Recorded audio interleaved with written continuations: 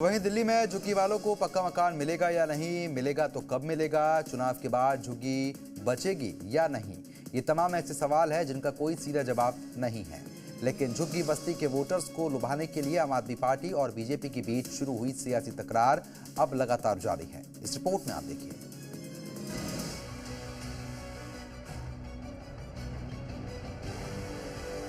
दिल्ली में झुग्गियों के मुद्दे पर सियासत चरम पर है। एक तरफ बीजेपी जहां झुग्गी वहीं मकान का वादा कर रही है, तो दूसरी तरफ आप का दावा है कि यही बीजेपी सरकार बनने के बाद झुग्गियों को तुड़वाने का काम करेगी। इसी दावे को सच साबित करने के लिए केजरीवाल दिल्ली की शकूर बस्ती पहुंचे थे, जहां उन्होंने एलजी पर झुग्गी वाले एरिया का लैंड यूज चेंज करने का आरोप लगाया था, जिसके बाद एलजी बी के सक्सेना ने स्पष्टीकरण जारी किया और केजरीवाल पर जनता को गुमराह करने का आरोप लगाते हुए डीडीए की तरफ से उचित कार्रवाई की चेतावनी भी दी गई।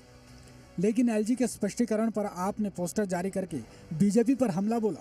पोस्टर के जरिए आपने दावा किया कि एलजी का झूठ पकड़ा गया है।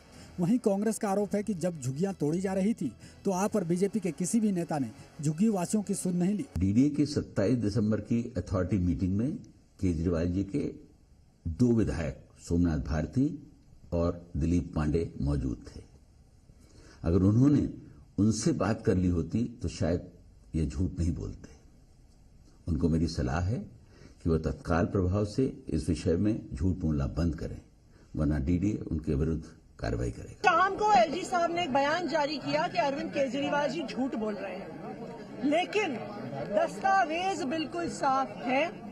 डीडीए की मीटिंग हुई, लैंड यूज चेंज हुआ, तो बिल्कुल साफ है कि भारतीय जनता पार्टी का झूठ पकड़ा गया है। ये बिल्कुल साफ है, भारतीय जनता पार्टी एक झुग्गी विरोधी पार्टी है। देखिए, दोनों के दोनों झूठ बोलते हैं, दोनों के दोनों 100% झूठ बोलते हैं। रेलवे की जमीन के पास बदरपुर में 10,000 घरों की बसावट थी, हजारों पुलिस पर्सनल के साथ में वहाँ पे भारतीय जनता पार्टी के सांसद और आम आदमी पार्टी के विधायक हैं। ये दोनों लोग खड़े भी नहीं हुए। कोर्ट गई कांग्रेस सरकार, अजय माखन जी ने इसमें एप्लीकेशन डाली, परंतु उसके बावजूद भी इन दोनों सरकारों के सामने गरीब आदमी के 10,000 घर कुचले गए, उनकी जिंदगी भर की मेहनत को मिट्टी कर दिया और कोई भी नेता वहां खड़ा नहीं हुआ। एलजी के सक्सेना ने केजरीवाल की शकूर बस्ती विजिट पर तंज कसते हुए कहा कि इस बहाने केजरीवाल को झुग्गी वासियों की समस्याओं का पता चला होगा। जहां आप सरकार के 10 साल के शासनकाल के बाद भी झुग्गी के लोग मूलभूत सुविधाओं के लिए तरसते रहे।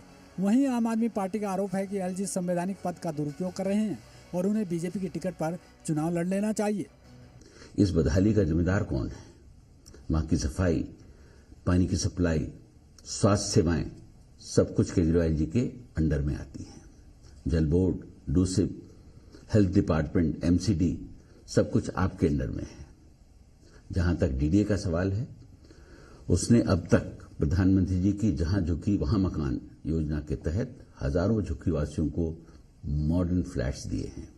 अगर भाजपा के झूठ ही दोहराने हैं एलजी को, तो उनको चुनाव लड़ लेना चाहिए, चुनावी मैदान में आ जाएं। अभी भी भाजपा के पास इतना अभाव है, एक टिकट तो मिल ही जाएगी जहां से वो कहेंगे। नहीं लड़ेंगे, वो वॉक ओवर दे देंगे। है हिम्मत भाजपा में करने की।